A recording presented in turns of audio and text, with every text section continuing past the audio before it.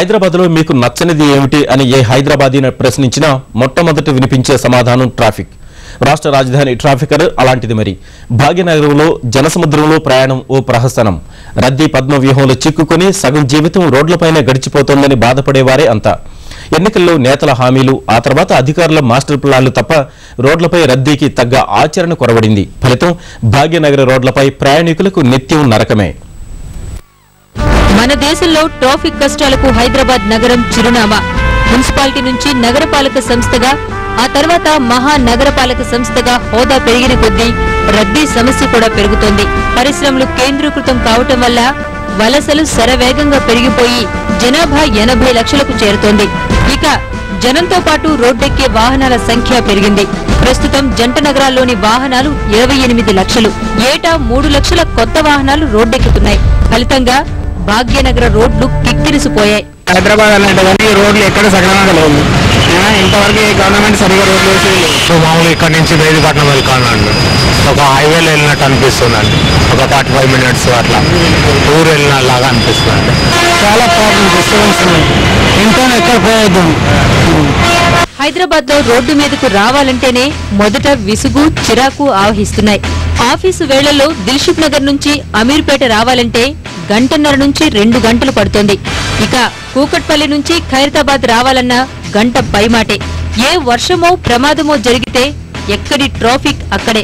నగరంలో దాదాపు అన్ని ప్రాంతాల్లోనూ పరిస్థితి ఇదే. నాది పంజగుట్టల ఆఫీసు, అక్కడ నుండి దిల్సునగర్ వెళ్ళాలి, రోజు అప్ అండ్ డౌన్ చేయాలి. నేను ఎట్లా వచ్చినా కానీ నాకు కనీసం 1 అవర్ కంపల్సరీ పడుతుంది. అది కూడా ఏ దెబ్బలు తగలకుంటే, ఏ యాక్సిడెంట్ చేయకుంటే కరెక్ట్గా వెళ్తున్నాం. ఈవినింగ్ టైం, మార్నింగ్ టైం చాలా ఇబ్బంది ఉంటుంది సార్ రావడానికి పోవడానికి. మేము మెడ్చల్ వెళ్ళాలంటే కనీసం 4 అవర్స్ ముందు వెళ్ళాల్సి వస్తుంది. ఓల్డ్ సిటీ నుంచి వస్తున్నాం మేము ఇక్కడికి. మెడ్చల్ వెళ్ళాలంటే 4 అవర్స్ ముందు నుంచి వెళ్ళాల్సి వస్తుంది. భాగ్యనగర రోడ్లపై ప్రమాదాలు ఎక్కువే. గత 5 ఏళ్లలో 16,000 రోడ్డు ప్రమాదాలు, 1880 మందిని బలి తీసుకున్నాయి. ఏటా రాజధాని రహదారులపై సుమారు 320 మంది ప్రాణాలు కోల్పోతున్నారు.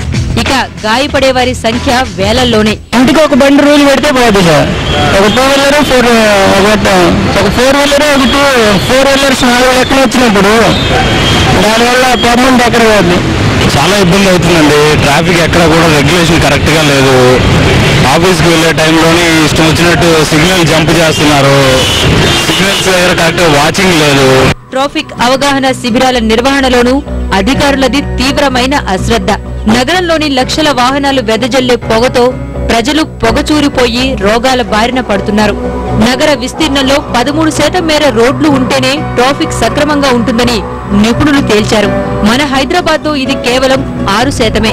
9,500 కిలోమీటర్ల పొడవున్న నగర రహదారులు ఏ మూలకు చాలని పరిస్థితి నెలకొంది. ఇప్పుడు బాగుంది ట్రాఫిక్. డైరెక్ట్ చేరిపోవడానికి నైట్ 9 కూడా అంత ఫుల్ ట్రాఫిక్ అయినా. ఒక ట్రాఫికే కాకుండా కూడా ఒకటి రేప్స్ వచ్చినప్పుడు ఇంకా ఇబ్బంది అవుతుంది. ఒకసారి కిలోమీటర్ల కొద్దిగా ట్రాఫిక్ ఆగిపోతూ ఉంటుంది. ఈ పరిస్థితిలో అనివార్యమైన రోడ్ల విస్తరణకు రెడ్ సిగ్నల్స్ ఎన్నో. రాజకీయ అడ్డంకులు, కోర్టు అవాంతరాలతో విస్తరణపై అధికారులకు శ్రద్ధ, అశ్రద్ధకు కొంచెం దగ్గరలోనే ఉంది. మెట్రో రైళ్లని, bus rapid transit system, BRTS అని, లైట్ రైళ్లని, మోనో రైళ్లని ఇలా అమలు కాని ప్రణాళికల ఊహలే గాని వ్యూహాత్మక ప్రణాళిక శూన్యం. ఫ్లైఓవర్లు కొంత వెసులుబాటుగా ఉన్నా పెరుగుతున్న వాహనాలతో అవి నిండిపోతున్నాయి. పాదచారుల కష్టాలైతే ఎవ్వరికీ పట్టవు. 1988లో ఓ కమిటీ అధ్యయనం చేసి హైదరాబాద్ లోని 28 ప్రాంతాల్లో రోడ్డుకి ఇరువైపులా నడకబాటలను సిఫారసు చేసింది.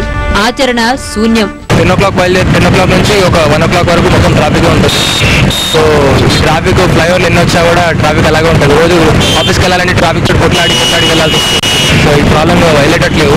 1820లో మోక్షగుండం విశ్వేశ్వరయ్య రూపొందించిన హైదరాబాద్ దక్కన్ ప్రణాళికే 1975 వరకు ఉపయోగపడింది.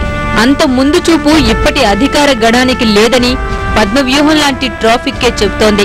1980, 2000, 2003లో మాస్టర్ ప్లాన్లు ఒకదాని తర్వాత మరొకటి పుట్టుకొచ్చినా అవేవీ మన భాగ్యనగరంలోని ఈ అభాగ్య స్థితిని మార్చలేకపోయాయి. ఎంతో మంది ట్రాఫిక్ అధ్యయనాల పేరిట విదేశాలకు తిరిగొచ్చారు. అవి విహారయాత్రలుగానే మిగిలిపోయాయి. తాజాగా ఆగస్టులో 18 కోట్ల అంచనాతో అధ్యయనానికి ప్రణాళికలు వేశారు. విచిత్రం ఏంటంటే ఇప్పటి వరకు నగరానికి సమగ్ర ట్రాఫిక్ ట్రాన్స్పోర్టేషన్ ప్రణాళికే లేదు. సిగ్నల్ కరెక్ట్ పనిచేస్తలేదు. ఒకసారి వస్తున్నాయి, ఒకసారి పోతున్నాయి. ట్రాఫిక్ ఎవరు పడితే వాళ్ళు వస్తున్నారు. ఇంటర్లో పోలీసు వాళ్ళు ఉంటున్నారు. ప్రాపర్గా పోలీసు వాళ్ళు ఉంటారు. మాకు ఆఫీస్ పోవడానికి చాలా ఇబ్బంది అవుతున్నది. ఇక్కడ కూడా మేము టైంకి చేరుకోలేకపోతున్నాము. ప్రజా రవాణా మెరుగుపడితే గాని ట్రాఫిక్ ఓ దారికి రాదన్నది వాస్తవం. భాగ్యనగరంలో తిరిగే 3000 బస్సులు ప్రయాణికులకు సరిపోవడం లేదు. భాగ్యనగరంలో ఏ బస్సు చూసినా ఫుట్బోర్డులో వేలాడుతూ సాహసయాత్ర చేసే సన్నివేశాలే కనిపిస్తాయి. కొన్నేళ్లుగా ఊరిస్తున్న మెట్రో రైల్ ప్రాజెక్టు వస్తే ట్రాఫిక్ ఓ గాడిన పడే అవకాశాలున్నాయి. టీడీపీ హయాంలో నగరానికి ఓ వరంలా వచ్చిన ఎంఎంటీఎస్ రైళ్లు ట్రాఫిక్ రద్దీని కొంతవరకు తగ్గించగలుగుతున్నాయి. ఈ వ్యవస్థలో రెండో దశ కూడా పూర్తయితే ఫలితాలు బాగుంటాయి. అంతవరకు భాగ్యనగరంలో ప్రయాణించే ప్రజలు పద్మవ్యూహంలో చిక్కుకున్న అభినవ వీరాభిమన్యులే.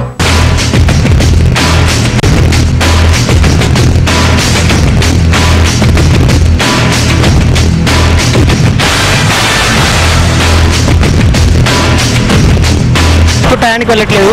బట్ ఇప్పుడు సాఫ్ట్వేర్ ఫీల్డ్లో రెసిస్టెన్స్ ఉంది కాబట్టి ఈ టైం ఫ్యాక్టర్ అనేది చాలా ఇంపార్టెంట్ రోల్ ప్లే చేస్తుంది. ఈ మధ్య మాకు ఒక లిస్ట్ తయారు చేశారు కంపెనీలో. ఏంటంటే ఎవరైతే లేట్ టైమింగ్ వస్తున్నారో వాళ్ళని డిస్ప్లే చేస్తున్నారు. నేమ్స్ లైక్ హైదరాబాద్, నవాబ్స్ ఇలా ఈ ప్లేస్లో డిస్ప్లే చేస్తున్నారు.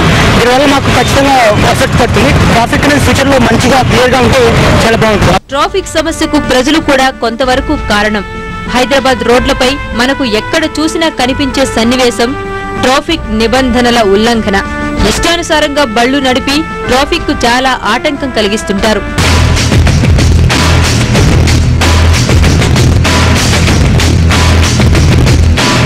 తెల్లవారిన దగ్గర నుంచి అర్ధరాత్రి వరకు మన భాగ్యనగరం కిక్కిరిసి ఉక్కిరి బిక్కిరవుతోంది. 4 దశాబ్దాల చందమామ లాంటి ఈ నగరంపై ట్రాఫిక్ సమస్య మాత్రం పెద్ద మచ్చే.